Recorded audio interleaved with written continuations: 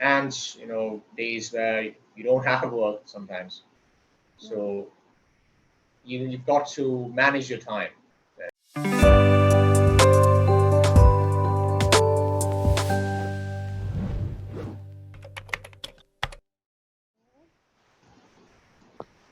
Yes, hi. Good evening, Priyanka. Good, good evening, sir. How are you? Yes, I'm very well. Thank you for asking. What about you? I'm also good. Everything is fine here. I'm not able to hear you clearly. The voice is a bit too low. Okay, now? Yes, now it's better. Yes. Yeah. So, it's very cold here. What about your place? It's contrary to that. It's very hot, dry. Well, it rained a bit here, but doesn't help really. It didn't help. Yeah. So, which is why you see me wearing this t-shirt. Yeah, but here it's very cold. It's very chilly. Right. Yeah. So, so what do you do today, Priyanka? Okay, I attended 2, 3 sessions on Clapingo and yes, I surfing the internet, I watched podcast, listen to I listened to a podcast in Netflix. That's it. I Right. haven't go out because it's very cold. So Right. it's very cold. So I didn't go out. Okay. Yeah. So, so then what? Uh, Yeah. So today we can talk about how to become a good teacher. how to become a good teacher? Yes, Okay. Uh, because okay. teacher is everyone can become, but I'm talking about good teacher in Right. every yeah. If you ask me, I'm a good teacher. I don't know. Well, so to become a good teacher, okay, maybe I have some things in mind which I want to be, which I keep as some ideals. Mhm. So whether I meet them, well, that's something that can be told only through an objective assessment, right? Because I'll have my own blind sides, right? So it's always, I mean, you should always be open to feedback, right? Mhm. And of course, criticism, right? So Okay. you have to be able to take take criticism in the first place, Mhm. right? But then again, when you give feedback, you have to give constructive criticism, Mhm. right? Then secondly, you have to have empathy.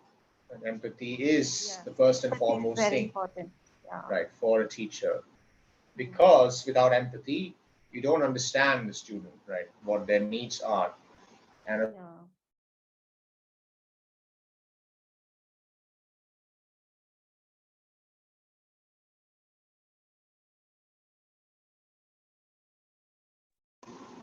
yeah, sorry, it's just my network phased out. So I was Yeah. saying, yeah. So I was saying, without empathy, you can't connect well to your student. So Mhm. you don't really listen to them, right? And that's what I have made a few mistakes like that. Like when I started teaching, I wasn't really all that empathetic, to be honest. Then I slowly started learning that through experience, right, and through feedback from my peers as well. So I started correcting myself. It's a process. It is a continuous process. You never stop learning. Right? Teaching is also a process of learning. It's not simply imparting knowledge. No, you also have to be a facilitator, right? More than being a imparting knowledge, you have to be more of a facilitator because it's about honing the skills of the students, right? So nurturing their skills. Teaching should be nurturing, not imposing. That's something that I learned through a lot of experience, through my own experience teaching students these past 3 4 years. So but it's still a skill that can be cultivated. That's what I feel, right? And yes, you do have to have passion to teach other Passion. people. Right? Passion is one thing you cannot compromise on. Yeah. Right? We enjoy that thing, what we do. Enjoying, yes. To enjoy your job. Yeah. Yes, at times it does get difficult. At times you would complain because you get to meet different people, right? Especially on this platform. So you do have ups and downs here, right? Some stressful days, some hectic days, and days where you don't have work sometimes. Yeah. So you've got to manage your time, then, right? So you have to do some productive work in the meantime, and you keep learning, right? Yeah. So yeah, you analyze yourself, maybe watch some past session recordings, right? So watch the way you taught a particular student, maybe try to learn a thing or two from them, from that, right? And you also get to learn things from your students as well, right? So Yeah. maybe we have a tendency, we are habitual beings, see, right? So once we devise a methodology, we tend to stick to it, right, rigidly, right? Yeah. But then when you come across some Totally challenging understand. student, yeah. So when you come across challenging students, then you see that your methodology doesn't work with them. So that's the challenge for you, right? That's So it. what do? You grapple with that. You grapple with this new student, and you have to devise some sort of creative way to help them, Yeah. right?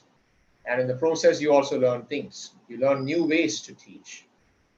Yeah, So it's nowadays very online learning is very important. If a teacher know about how to use application, and there's so many digital things are there, so teacher right. must have knowledge of how to use digital gadgets and how Yes, to connect with students through social media.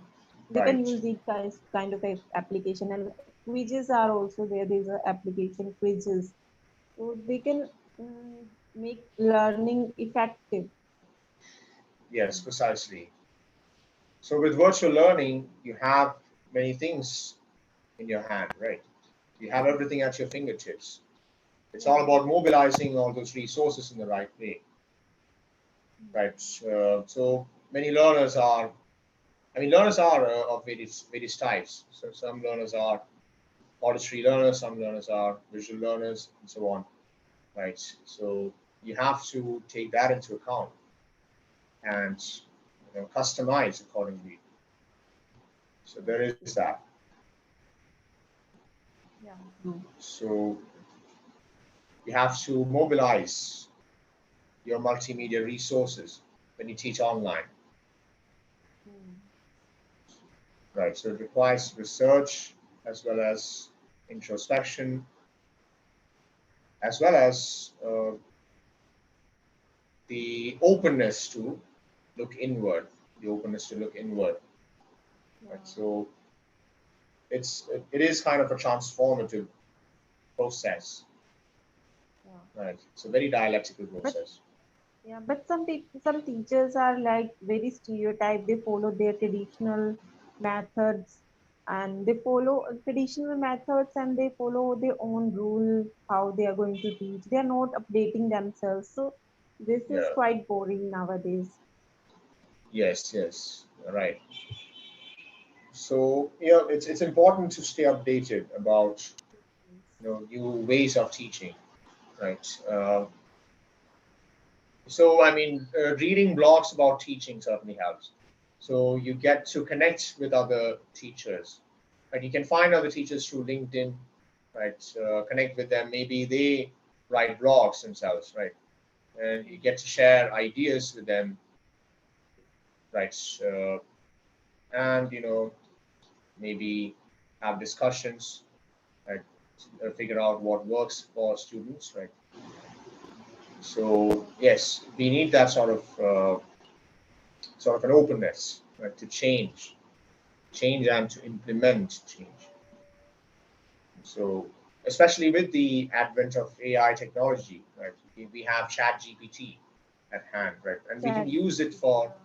and we can use it innovatively to teach students, right?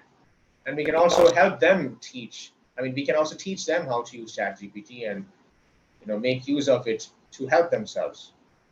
Mm. Yeah. So I mean, AI has a lot of potential, untapped potential, I would say, because Yes. I still keep learning a lot of things every day about AI. When I'm using ChatGPT, I have dialogues with it. I have conversations with it, and I learn new things every day. I learn new things every day. Yeah. So it's very fascinating. It's very exciting, what we have in our hand. Yeah, So but yeah, and in online teaching, there are so many difficulties also. Uh, yes, Teacher are facing, but offline there are also difficulties. So what do you think on? true. Yes, there are difficulties. There are pros and cons to online teaching.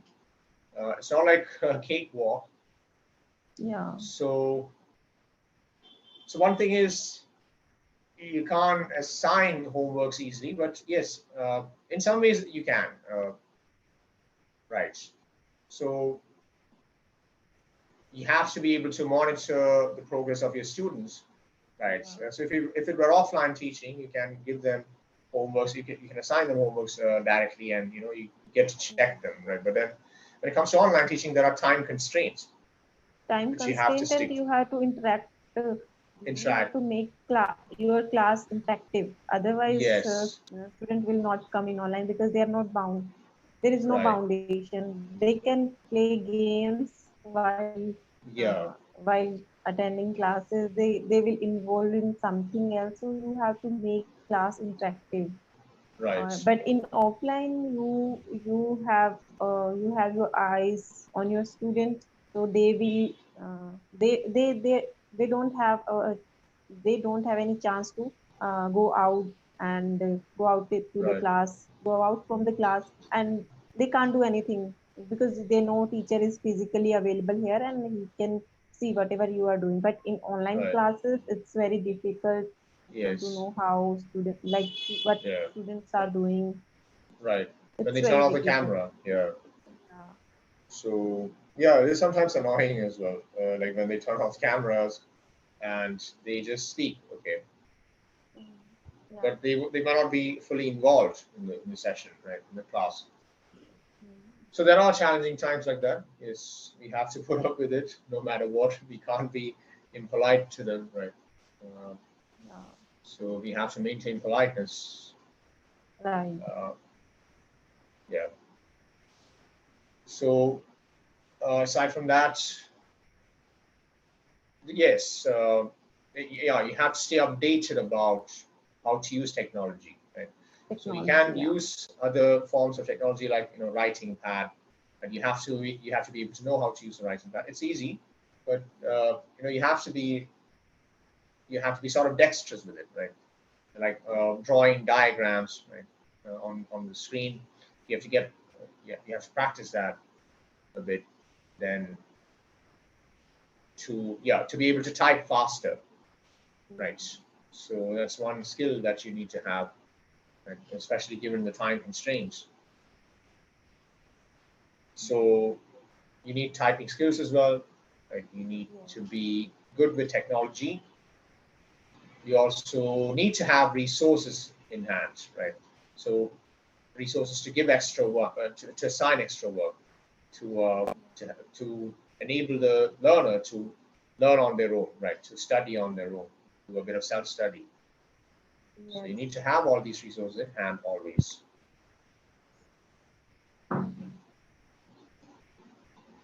And the most important thing is if you have knowledge about the subject. It's Yes, very yes. important. Yeah. They Right. feel That's confident if they have knowledge about the subject. yes. True, true. Yes, that's right. Yeah. So, aside from that, what other challenges have I faced? Maybe, uh, yes, yes, yes. Another challenge is when you come across learners who doesn't speak a single word in English, right? And they Yeah. insist on speaking in their mother tongue. So you have to be Yes. extremely patient with them, right? And you have to constantly encourage them Right. to to speak at least a word in English, right? Yeah. And you have to constantly encourage them. You have to constantly so constant encouragement is one thing that you have to give to learners to make them comfortable. So once they get comfortable, they start speaking. And that's guaranteed. Maybe in 2 or 3 sessions they'll pick up. They So start it's very speaking. rewarding. They It's very start rewarding speaking. to yeah, very rewarding to see that. So once they start speaking, then it's game on. Yes, you can start correcting their grammar, right? And teach them things, and they pick up fast. Yeah. So there might be initial difficulties with some learners. So have you ever taught anyone online, Priyanka? I'm not teaching, but yeah, I had a conversation with a boy day before yesterday. So Right. that boy was not speaking. That was he was freezing that time because he never spoke English. So Right. he started speaking Hindi, but Mm. I tried to convince him. I tried to convince him, but still he was not speaking. So it was quite difficult. So then I thought I have to uh, ask to you Mm. how we can handle these type of people or Yes. learner. So you have to encourage them by motivate, by giving them small phrases, that is, Yeah. so when they speak a word in English, right, or maybe at least a small sentence, right,